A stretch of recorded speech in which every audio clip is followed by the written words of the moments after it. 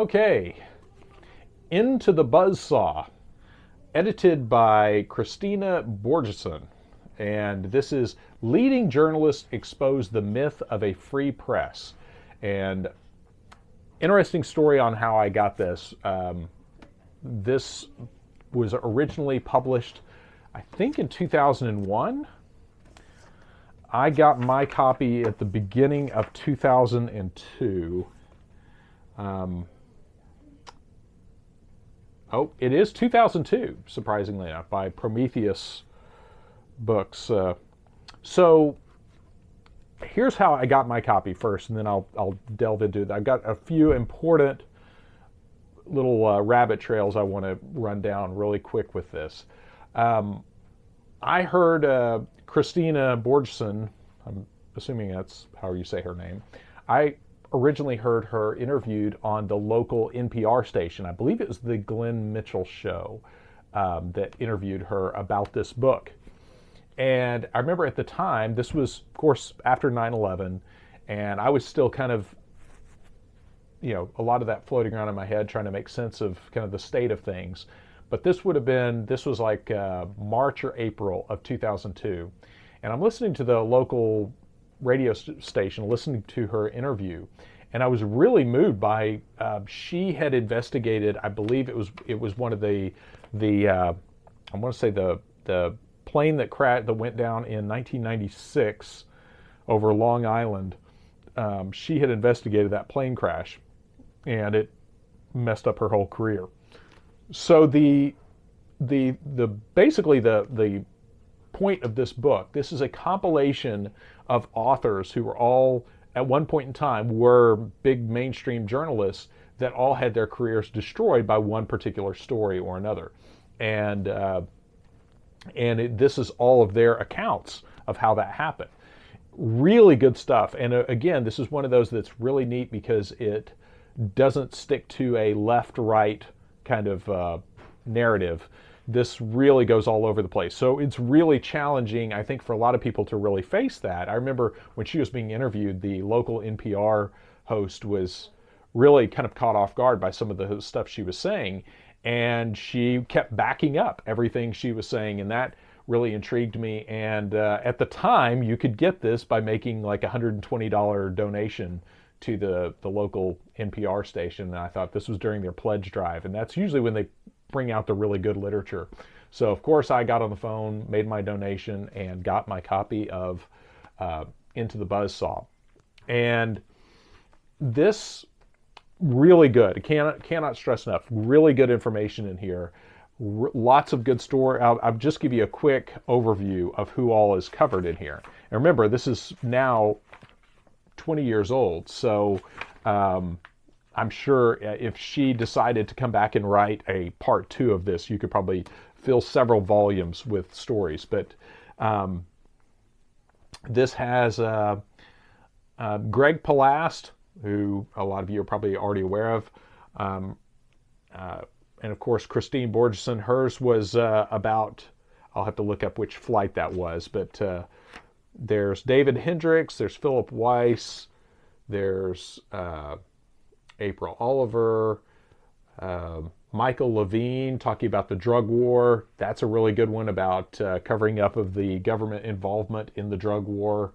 The Mighty Wurlitzer Plays On by Gary Webb. Of course, Gary Webb is the one that so this was 2002. In 2004, he turned up dead, allegedly of a suicide. John Kelly on the CIA's criminal acts and the media silence. Carl Jensen. Brian Houston, Robert McChesney. I'm not as familiar with everybody's story now. It's been a while since I've really poured over this, but lots of good stuff. And I'm just gonna, unfortunately my memory is not good enough to pop off all these reporters off the top of my head, but the story the author was pilloried for was looking into the crash of the airplane off of Long Island, where she uncovered evidence of that it had been shot down by a missile, and most likely an accidental shoot down by a military exercise happening nearby. And that it was then covered up as a fuel tank explosion to hide the very obvious problems of accidentally shooting down an airplane with a surface-to-air missile. That's alone is a really fascinating story. And then what all she went into, even though she had solid evidence, how she was turned away and discredited. Also, really good story about there was a husband and wife team working for Fox News. And this is Fox News, a local Fox affiliate station, not cable Fox News later as it became. But they were working for this Fox affiliate down in Florida, and they stumbled onto the implications of the bovine growth hormone that was being put into milk, being put into the cow so they would produce more milk, and the implications for that causing cancer. And their story is really fascinating in how they were discredited, fired from the station. And quick aside on that story, they wound up getting whistleblower protection, or seeking whistleblower protection, but then they lost it when they tried to when they were suing the station for wrongful termination. Belo, Newsweek, all these major media companies jumped in with Fox on their appeal because they initially won the case that they had been fired for not lying, for refusing to lie. And all these major media companies jumped in on the side of Fox against them to shut them down, and won on appeal that, and get this is worth getting the book just for reading up on this case, that there is no law requiring a news agency to tell the truth. And thus they lost their case and did not receive damages or anything else, and lost their whistleblower status, because you can't be a whistleblower if it's not illegal. So really, really interesting cases in this. But I dug this book back out for a trip to, I was flying up to Pennsylvania, and dug this book back out to read on the plane. And really disturbing, I had just read Gary Webb's section in here about his experience reporting on the CIA and their connection to dealing crack cocaine in the inner city in Los Angeles.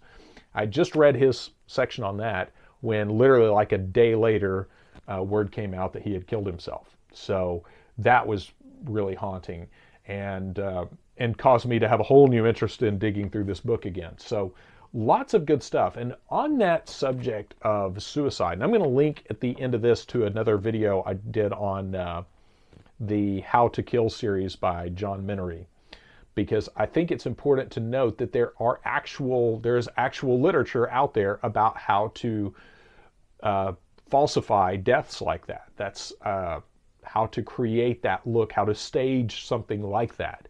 So I'm going to link to that. But real quick story about a local incident, and I would love to hear anyone else's opinions about some of these things. So without going into personal details, I have a friend who has a child, I say child, a working age adult child, who was working at a local hotel here in town. And this person was working a night shift, and this was around back in October of 2021. And this person was working a shift late at night. They had someone check into the hotel. They were acting very strange, didn't want to give out any personal information, didn't want to show any ID. They just wanted a room, and they wanted to be personally escorted, walked up to their room. And this person thought that was all very strange, but went along anyway. And nothing weird happened. There was no funny business there, but they just thought that's really strange. Well, then about 2 o'clock the following early in the morning, they received a noise complaint from that area of the hotel. And I believe this is an upper end hotel chain. This is not, Motel 6 or, something like that. So they get a call that there's a noise complaint up there early in the morning. So they go up there to check it out. This person goes up, because they're fairly young, they go up with the manager. Manager did not want to enter the room of this person, of this guy, but they checked all around, and everybody else was okay. But where the noise complaint was this guy's room. So they used their key to go into the room, and when this person went into the room, found this man deceased with both of his hands cut off and a significant amount of blood, so much that they got some on their person while checking this out, and were rightfully horrified about this. Now, this is where things get really weird. And again, this is what ties it into this. The local police were very briefly involved. Obviously, they called the police to come out and declared it a crime scene. The police, of course, very quickly shut this down, or investigator, whoever brought this up, they brought it up to, shut it down, said this was a suicide, and that was that. And they even tried to get the person that I know, they tried to get their child to clean up this crime scene. They refused, and promptly left that job and went on their way. But the mechanics of that I really want to get into, that I'm curious if anybody else has any knowledge of this, is this kind of thing is really interesting to me. And this is very obviously a case of organized crime that somehow the police knew something. The investigator, whoever came out and looked at this, saw something that was so obvious about that crime scene that said, I want absolutely nothing to do with this. This is a suicide. I am going away. I don't want anything to do with this. And went away, and that was that. So I've since talked to some friends in law enforcement and found some different tools that I can use to look into that sort of thing. But I find that really interesting. And because it was declared a suicide, there's not the public paper trail.